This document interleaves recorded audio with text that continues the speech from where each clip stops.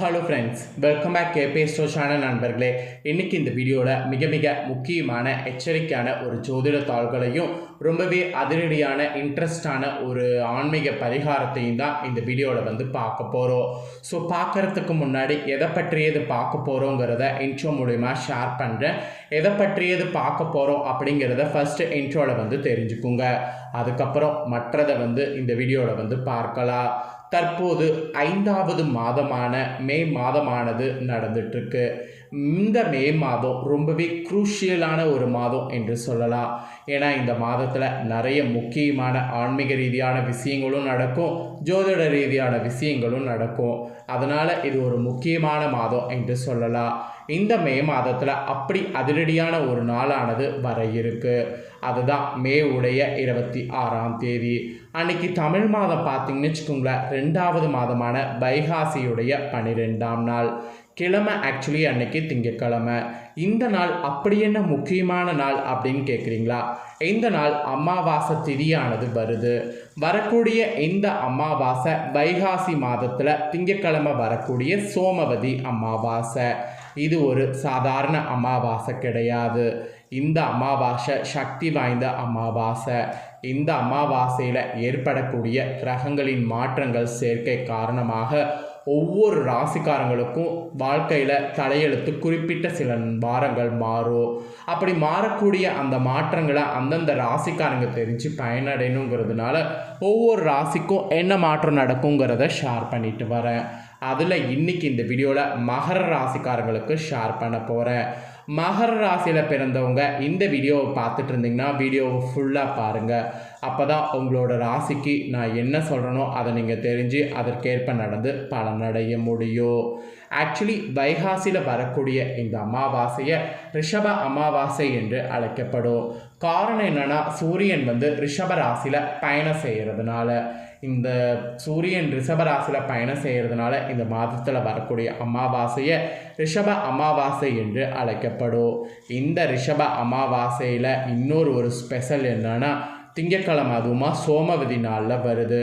அதனால் இது ஒரு சாதாரண அமாவாசை கிடையாது, மிகவும் எச்சரிக்கையான ஒரு அமாவாசை என்று சொல்லலாம். இந்த எச்சரிக்கையான அமாவாசையில் இவற்றை நீங்கள் செய்தீங்கன்னா மிகுதியான பலன்கள் பெற முடியும். எவற்றை செய்தால் மிகுதியான பலன்கள் பெறலாம் அப்படிங்கிறத இந்த வீடியோவில் சொல்ல போகிறேன். எவற்றை செய்தால் மிகுதியான பலன்கள் பெற முடியும் அப்படிங்கிறத இந்த வீடியோவில் ஃபஸ்ட்டு மகர ராசிக்காரங்க தெரிஞ்சுக்குங்க. அதுக்கப்புறம் உங்களோட ராசி நட்சத்திரத்துக்கு கிரகங்கள் எப்படி அமைஞ்சிருக்கு, அதனால் இந்த அமாவாசையிலேருந்து என்ன பலன் கிடைக்கும் அப்படிங்கிறத பார்க்கலாம். ஃபஸ்ட்டு ஆன்மீக ரீதியான பரிகாரம் பார்க்கலாம் வாங்க.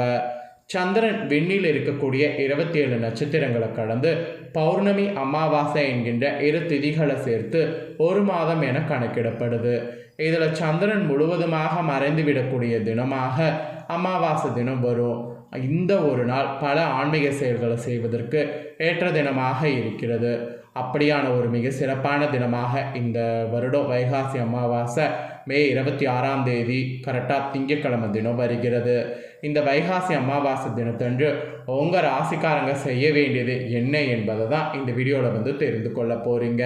ஸோ என்னங்கிறத தெரிந்து கொண்டு அதற்கேற்ப நடந்து பலன் பெறுங்க. வைகாசி மாத அமாவாசை தினத்தில் உங்கள் ராசிக்காரங்க காலையில் எழுந்து குளித்து முடித்துருங்க. உங்கள் ஊரில் இருக்கக்கூடிய ஆத்தங்கரை அல்லது குளக்கரைக்கு போங்க. அங்கே மைத்திர முகூர்த்த நேரம் எனப்படக்கூடிய அதிகாலை நேரத்தில் வேதியர்களை கொண்டு மறைந்த உங்கள் முன்னோர்கள் உறவினர்களுக்கு திதி தர்ப்பணம் தந்துருங்க. ஒருவேளை உங்களுக்கு சந்தர்ப்ப சூழ்நிலை காரணமாக அன்று அமாவாசை திதி தர்ப்பணம் தர முடியல அப்படிங்கிறவங்க அன்றைய தினம் உங்கள் வீட்டிலையே முன்னோர்களை வழிபட்டு கருப்பு மற்றும் வெள்ளை எள் கலந்த சாதத்தை காகங்களுக்கு உணவாக வைங்க. இதை நீங்கள் பண்ணிங்கன்னா முன்னோர்களுக்கு திதி அளித்த பலன் இதன் மூலிமா உங்களுக்கு கிடைக்கும்.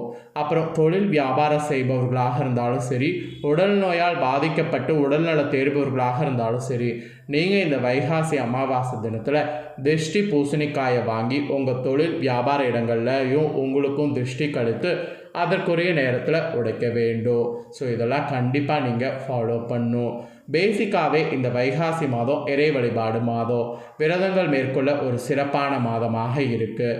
இந்த வைகாசி மாதத்தில் வரக்கூடிய அமாவாசை தினம் அதனால் ரொம்ப விசேஷம். ஸோ இப்போ நான் சொன்ன மேற்கொண்ட முறையில் தர்ப்பணம் மற்றும் சீர்திருத்தம் தந்து முன்னோர்களை வழிபாடு செய்திங்கன்னா உங்கள் ராசிக்கு குடும்பத்தில் ஏற்பட்டிருக்கக்கூடிய நிம்மதியற்ற நிலையெல்லாம் ஃபஸ்ட்டு நீங்கும். அதுக்கப்புறம் உங்களோட ராசிக்கு சுபிட்சங்கள்ங்கிறது பெருகும். அப்புறம் உங்களோட ராசிக்கு திருமண தடை இருந்ததுன்னா அந்த திருமண தடை நீங்கி கூடிய விரைவில் திருமணம் கைகூடி வரும்.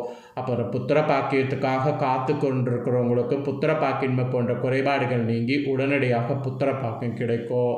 தொழில் வியாபாரங்களில் கூட நஷ்ட நிலை நீங்கி நல்ல லாபங்கள் உங்களுக்கு ஏற்படும். குழந்தைகளுடைய கல்வியில் சிறந்து விளங்கக்கூடிய நிலையானது உங்களுக்கு உண்டாகும். எல்லாத்துக்கும் மேலே உங்களோட ராசிக்கு கடன் வறுமை நிலை போன்றவை ஏற்படாமல் அந்த ஒரு வழிபாடு காக்கும். அதனால் நம்பிக்கையோட இந்த ஒரு பரிகாரம் பார்த்தீங்கன்னு வச்சுக்கோங்களேன், மகர ராசிக்காரங்க இந்த அமாவாசை அன்னைக்கு செய்ய வேண்டும். இப்போ என்ன சொல்ல போகிறேன்னா, உங்களோட ராசி நட்சத்திரத்துக்கு இந்த அமாவாசையிலிருந்து என்ன மாதிரி பலன் கிடைக்குங்கிறத சொல்ல போகிறேன்.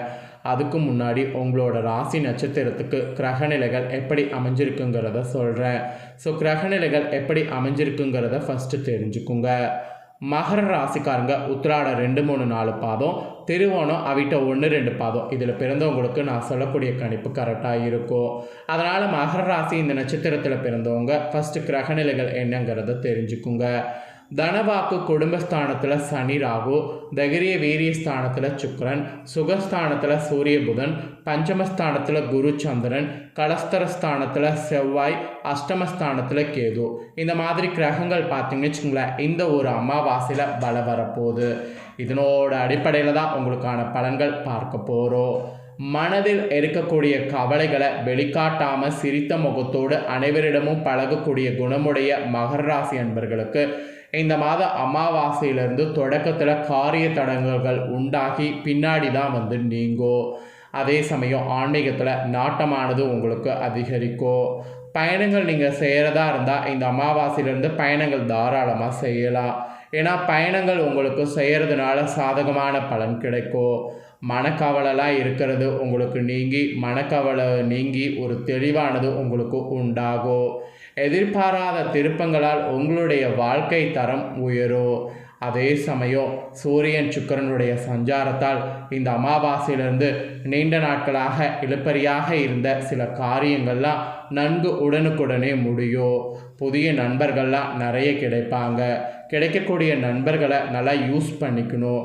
ஆக மொத்தம் மகர ராசியில் பிறந்தவங்களுக்கு இந்த அமாவாசையிலிருந்து ஒரு தலையெழுத்து சூப்பராக மாறும். அப்புறம் நீங்கள் தொழில் வியாபாரம் செய்பவர்களாக இருந்தீங்கன்னா அதில் நீங்கள் எதிர்பார்க்காத அளவுக்கு முன்னேற்றங்கள் உண்டாகும். வியாபாரத்தில் கூட சிறக்க கடுமையாக உழைக்க வேண்டியது இருக்குது. யாரோட வியாபாரத்துக்காக? உங்களோட வியாபாரத்துக்காக. ஸோ கடுமையாக உழைங்க, ஒன்றும் தப்பு கிடையாது. இது தொழில் வியாபாரத்தில் இருக்கிறவங்களுக்கு சொல்லப்பட்டிருக்கு. அப்புறம் உத்தியோகத்தில் இருக்கிறவங்களுக்கு சொல்லப்பட்டிருக்கு. உத்தியோகத்தில் இருக்கிறவங்க அலுவலக பணிகளை சிறப்பாக செய்து முடித்திங்கன்னா மேல் அதிகாரிகளுடைய பாராட்டு உடனடியாக உங்களுக்கு கிடைக்கும். ஆக்சுவலி மேல் அதிகாரிகளுடைய பாராட்டு கிடைக்கணும் அப்படின்னு நீங்கள் நினச்சிங்கன்னா உடனுக்குடனே அலுவலக பணிகளை செய்யுங்க. அதுவும் பிளான் பண்ணி முடிங்க. அதுதான் இந்த அமாவாசைக்கு பிறகு நீங்கள் செய்ய வேண்டிய விஷயம் என்பது குறிப்பிடப்பட்டிருக்கு. அதுக்கப்புறம் குடும்பத்தில் இருப்பவர்களால் உங்களுக்கு நன்மைகள் உண்டாகும். அதே சமயம் மகர ராசிக்காரங்க கல்யாணம் ஆகியிருந்ததுன்னா கணவன் மனைவிக்கிடையே அப்படி ஒரு சந்தோஷமான நிலை காணப்படும், நெருக்கமானது ஏற்படும். உங்கள் பிள்ளைகள் இருந்தாங்கன்னா அவங்க முன்னேற்றத்தில் அக்கறையானது காட்டி அவங்களுக்கு என்ன வேணுமோ அதை மெயினாக பண்ணணும். அப்புறம் உறவினர்கள் மூலம் நீங்கள் எதிர்பார்க்காத அளவுக்கு அனுகூலமானது உண்டாகும். அப்புறம் பெண்கள் மகர ராசிக்காரங்களுக்கு மனக்குழப்பம் நீங்கி தெளிவான சிந்தனையானது உண்டாகும். அது மட்டும் இல்லாமல் இழுபறியாக இருந்த காரியங்கள்லாம் இந்த அமாவாசைக்கு பிறகு நீங்கள் செய்ய முயற்சி பண்ணிங்கன்னா அந்த காரியங்கள் எல்லாமே உங்களுக்கு சாதகமாக முடியும்.